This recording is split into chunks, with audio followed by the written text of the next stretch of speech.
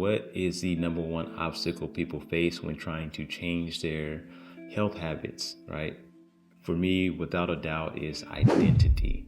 We grew up in a time where meat and, for me, and I'm just speaking for myself here, I had to have, whether it's pork, beef, chicken, fish, whatever, I had to have meat on that plate, right? And that's something I identify with. Also, when it comes to identity, under identity is going to be culture. It was a culture shock for my friends and family to realize that, okay, you know what, I've decided not to eat meat any longer.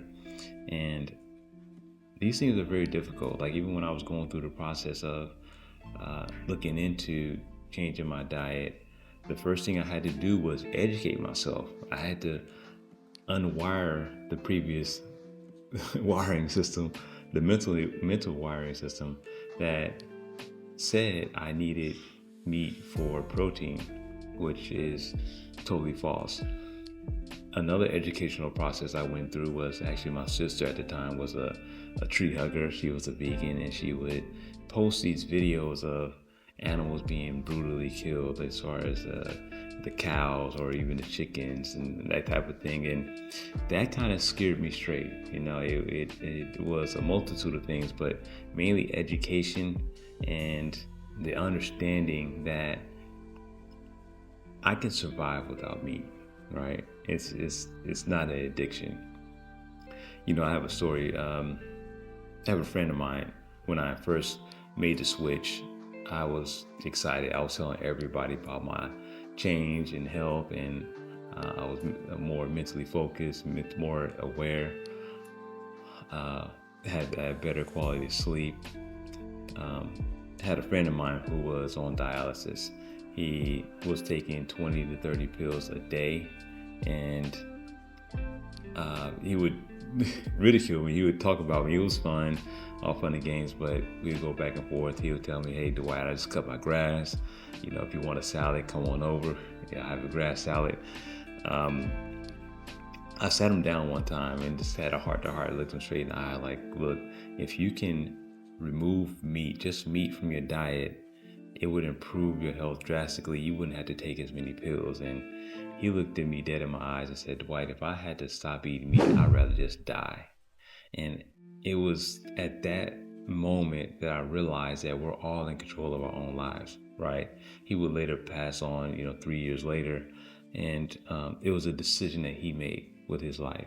And it's not faced with any judgment from me, but it's identity. And most people will say that, okay, that's a food addiction. No, it's just identity. It's what you identify as, whether it's Thanksgiving, Christmas, dinners. You identify these staples as who you are as a person. So to change that and uproot that can be challenging, but I was faced with health issues that I felt like I was going to die from, right? And death wasn't a part of my identity at the age of 35, and I had to make a change. Some people don't make that change. So really what it comes down to is understanding and educating yourself on other options outside of how you're raised or what your culture says is black or not, right? I've had my black card taken multiple times, and I don't think I have any more black cards anymore. But understanding that health is wealth, right? And if we align with that principle and understand that our body is a temple, then we can make better decisions and healthier decisions in the future for ourselves and our family, because everybody's watching you, right? So yeah, I would definitely say identity was the number one hurdle I had to face. But once I got past that, I established a new identity, and now it became my strength.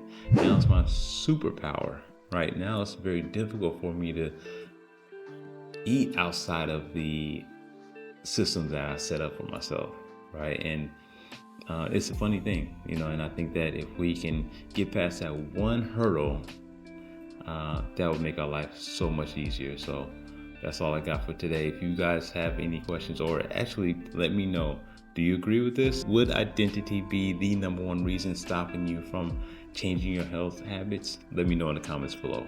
Peace.